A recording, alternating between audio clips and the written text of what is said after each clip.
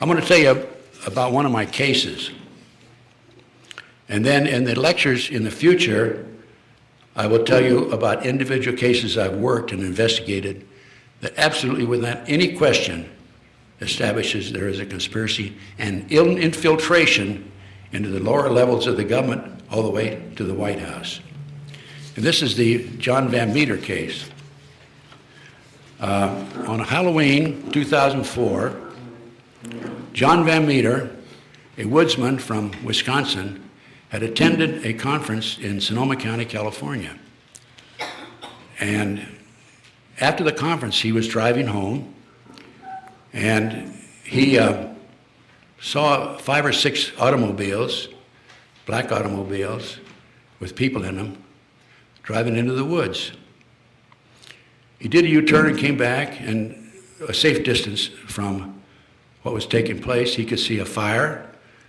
He could see a girl in the nude tied against a tree. And most of the people there were in the nude. And he said, this is not right. So somebody shot at him. And he got his gun out. Being a woodsman, he carried a gun.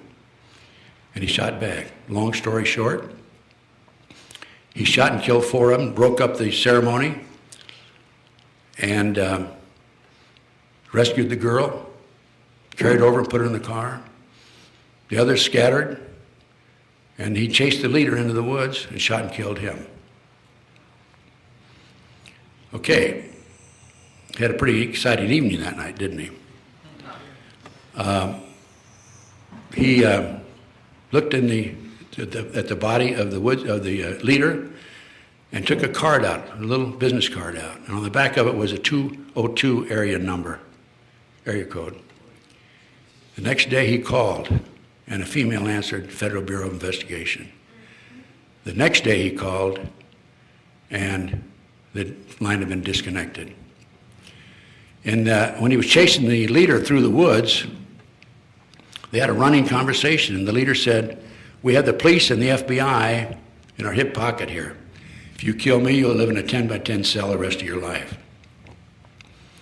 So John ends up reporting to the police, Sonoma County, and goes back home. And they filed charges against him, claiming that he filed a false report. And they waited 4 days to go out into the woods and search the area. The police did. And so he hires an attorney in Sonoma County, and the attorney says, don't come back here. It's corrupt. Law enforcement's corrupt. You'll end up serving time. The attorney worked out a deal with John, to fine him $10,000 and a year probation, 2 years probation, I think, and no jail time. They said that he shot himself. Okay. He goes back to Wisconsin, and April the 19th, 2006, a year and a half later. Anybody remember that date? That's a rather significant date in Oklahoma City, Waco. He goes out in the woods, and he's a woodsman at that. And two fellas come out, drive out, park the car, get out, and he hears one of them say, he's mine. He has another gun battle. He knocks one of them down 4 times, the other one down twice. And they had enough, they took off. He goes to the police, and he tells the police what happened. And they say he shot himself. He was shot 9 times with 6 different weapons. His pickup truck had 25 bullets in it, and he shot himself. So John had a trial. They tried him. We brought an expert in from Madison. I went to the trial. We brought an expert in from Madison, Wisconsin, who said he could not possibly have shot himself based on the circumstances. And John was tried and convicted, and they changed their story from he shot himself to he lied to the police. John told me, sure, I had to lie to the police. I didn't trust him. Why would I not lie to the police? So that shows you, and by the way, he's placed on probation, and during the 1-year probation out of Wisconsin, somebody planted a marijuana plant in his garden, Obviously, they wanted the probation officer to find it. The probation officers came by regularly, searched his home without a search warrant, looking for guns, looking for booze. You can't have either one when you're on probation. And then last February the 6th, his house burned to the ground early in the morning. So that just shows you how the corruption has permeated down to the very lowest level, Sonoma County and Lincoln County, Wisconsin. This man could not possibly have shot himself. As I said, he was shot 9 times with 6 different weapons. I have a copy of the letter here that the girl wrote. By the way, she's in hiding. She changed her name several times. And nobody knows, other than John and a few others, about her whereabouts. Was she kidnapped? Or? Yeah, she was kidnapped. She was kidnapped out of a parking lot in Oakland. 4 guys came at her in daylight and shot her in the thigh with a needle. She lost consciousness, and they put her in a van. Would you like to have me read the letter that she wrote? Okay, I'm the woman from the Satanic cult abduction case on Halloween. I'm scared to death of them finding out who I am, so I'm not coming forward. The only person I'm ever going to tell is my brother. By the way, she jumped in the car and drove into Oakland and called her brother. Her brother came and picked her up. She was in the nude, by the way. She had no clothes on. He thinks would be best if I stay anonymous, but he has convinced me to write down everything I remember exactly as I can and send it to the police. So this is what I'm doing. They were going to rape and murder me, and I hope they get caught. People need to know what's happened to me. I'm so scared they will find out who I am. I'm writing on an old typewriter, so it won't be on my hard drive. It started Saturday night. I was walking across the parking lot in Oakland. 4 guys got out of a car and grabbed me. They gave me a shot with a hypodermic needle in my thigh. I was unconscious for seconds. When I woke up, I had handcuffs on behind my back. My feet were tied together. The handcuffs were tied to something I couldn't move. They put tape over my eyes and my mouth. I didn't know where I was or how long I was there. I was thirsty and felt like I couldn't breathe. I had to go to the bathroom. I was terrified. I laid there and thought about what had happened to me over a long period of time. I'm not a religious person, but I prayed for the first time in my life for God to save me. I went to sleep and dreamed. In a dream, I saw a big white dog. It sat down, turned its head sideways, and looked at me. I felt like the dog was a girl dog, and she came to help me. I can't explain it any other way. Then I got up and ran away. I don't know why I'm even saying this. It just seems weird and real. I woke up again. I had to go to the bathroom so bad I finally gave up and urinated in my pants. It was awful. Then it was wet and cold. After a long time, I heard noises like a car door opening, and a couple of guys grabbed me. One guy said, "Bitch, pissed on the floor." The other guy said something like, "Shut up, clean it up, and load the stuff in." I'm pretty sure now I was in the van, in the back of a van. They took me into a search or something, or in the house or something. The guy said, "If you cooperate, we won't hurt you. If you struggle, we will kill you." Is that understood? I nodded my head yes. "What could I do?" he said. Would you like something to drink? I nodded yes. And they took the tape off my mouth and gave me some water or something. It tasted funny. They started to take my clothes off, and I was sure they were going to rape me. The guy said, "Just relax, we're going to give you a bath now." They guided me into a bathtub and washed me all over with a cloth and shampooed my hair. I was really scared. It was weird. They dried me off and blew my hair dry with a blower dryer and a brush. They put tape back on my mouth and put a white terry cloth robe on me. They set me down on the chair. I couldn't see anything because the tape on my eyes. I could see I could hear voices in another room. I was getting pretty sleepy. I think that there was something in the water they gave me. Then a couple of guys got to me. They took me out and put me in the back of the van and drove away. I knew there were other people in the van, but they didn't talk. They just played this loud, instrumental, heavy metal music. They drove me for a long time. I felt very sleepy. After a long time, the van stopped. The couple got me out. My feet were bare, and I was standing in dirt. I heard a lot of people talking quietly. I heard clicking noises in the van. A guy beside me said, "What are you doing?" The other guy said, "You know, getting ready for sanitizing after." Then the first guy said, "Dude, we haven't had the party yet." I thought it was so weird I remembered it. Then I heard a woman's voice say, "This is the sacrifice." She untied my robe and put her hands on my breasts. She said, how did she test? A guy said, "Perfectly." She put her body next to me. I could feel her, she was naked. She said to my ear, "I'm going to drink your blood." I felt suddenly very sick. I started to collapse. A big guy picked me up and walked with me. Then they set me down and took off the handcuffs. They tied my hands and arms and put a rope around my neck. They took the tape off my eyes. I was in the forest. They had tied me to a tree or something. I was so scared I was shaking.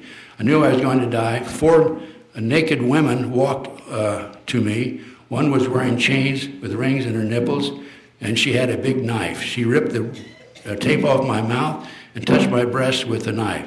Then she jabbed at my face repeatedly with the knife. I was terrified. I wanted to kill her, the bitch. They tied the rope open behind me. They touched me. I don't want to be graphic, but they did sexual things to me. They made me have an orgasm. Then they did things to each other and masturbated and had wild orgasms. The bitches. This was the worst, awful woman were doing this to me. I hope they all get terminal disease and rot in hell. Some guys unrolled a big plastic sheet in front of me and made a fire. It was getting dark. A bunch of people gathered in front of me. They were all naked, and they started chanting some weird language. A man came and stood in front of me. He was older than the others, maybe 30. He was over 6 feet tall and a real lean build. His hair was almost black, so was his beard. He had weird eyes. Somebody was behind me and pulled the rope tight on my neck. He had his hands on my breast. I stared at him. He stared at me and never blinked. I couldn't help looking into his eyes. It was like hypnosis. He put me in a trance. It was like staring at a snake. He began to put his penis in me. Then I heard loud yelling and guns shooting. The snake-eye man jerked away from me and stood looking through the forest towards the noise. Everybody ran to the trees. The snake man poured water on the fire and walked away quietly. Then I heard him say, "Kill her."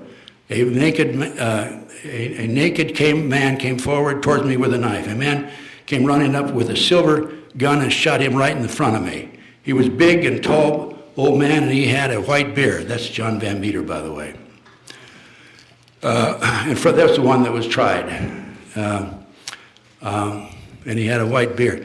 I heard a loud bang behind me. I saw the shot hit the old man in the side of his stomach and knocked him down. He shot back multiple times while laying down and got up, started cutting the rope on my arms and with the knife.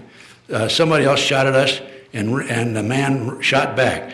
Then he said something like, "Hold on, girl, I'll get you loose," or something. I fell down. The man picked me up with his arms around my waist and walked away fast. He shot me his gun twice and yelled very loud, "No more harm will come to this girl." Then he said something about coming straight from God to kill them all. He called them sons of bitches and said he was going to kill them all. I'm pretty sure that's what he said. I think he scared them. Nobody shot at us anymore. We got in the car, and on the road, I think he asked me if I could drive. I said yes. He put me in a car and said something fast things.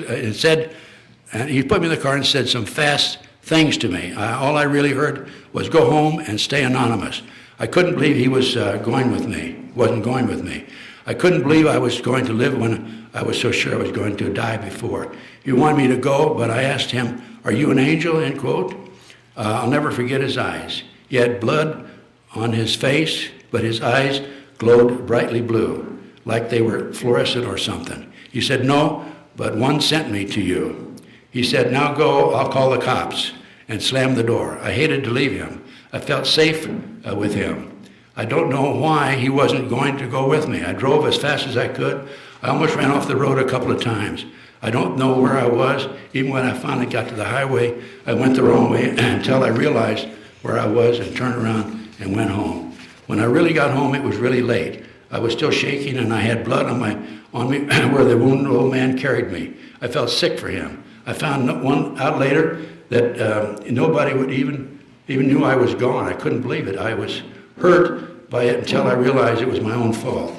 Then with this was the payback for all the times I fought with my parents over them wanting to know where I was going every minute. I hope the newspaper prints this so I can say to the kids, stop fighting with your parents. There is a reason why they want you to know where you are. My brother and I took the car and parked it in Berkeley. He said he'd call the cops and tell them where it was. We looked at it in it to see if we could find any who belonged to it. It was weird. There was nothing in the glove box or ashtray. No litter on the floor, nothing. Nobody's car is this clean. The only thing in it was 4 black sweatshirts and 4 black sweatpants, all identical. We opened the trunk and all that was in there was a used syringe. Then it hit me. This red Pontiac was the car the guy got out of who abducted me. They must have put me in the trunk. We're going to have the syringe tested to see what they shot me with. Also, when I was showering, I noticed a painful needle mark in my forearm. Then I remembered how one bitch said, how did she test? They drew blood from me while I was unconscious to test for what, AIDS? Then I remembered how that guy said exactly perfect, and I wonder if it was something else. They really scared me. I'm really sick and frightened for the man who saved me. I don't have a TV and haven't been calm enough to watch for anybody else. My wonderful brother has been on the run and hadn't heard anything definite either. I learned last night how you can tell a lot about a man who's looking real close into his eyes. The snake man and the old man who saved me were exactly the opposite. You can see it in their eyes. What I remember most is the shiny blue eyes of the man who saved me. He reminded me of my late grandfather. I want him to live because he's a good man who somehow miraculously saved me, and because I went down to write in the newspaper and explained to me why he looked like my grandfather. I can't think of him dying, and I'm scared to death of what's going to happen. I know now why he stayed there. He was mad as hell, and he wanted to kill them. My grandfather had a bad temper, too, for bad people. I hope he does kill them. I know these snakes did this before to others like me, and if they live, they will do it again. I especially want the snake eye man to die. I never want to see him again, ever. People like this can't be rehabilitated in prison. I can never forgive them.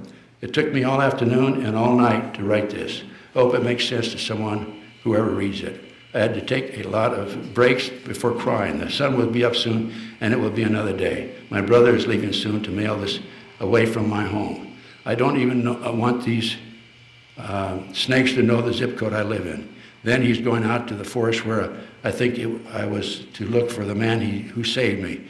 I'm going to stay home and pray for God to save this man. He saved me. I hope we will save the man. He will save the man who is sent to do this. I don't know if this will help catch the snakes who tried to rape and kill me. I tried hard to remember anything I could. I'm still so shaken up, I can't think I'll ever be normal again. That's it. There's 50 to 60,000 human sacrifices a year by satanic cults in this country. Okay, I have that from very reliable sources, 3 different satanic sources.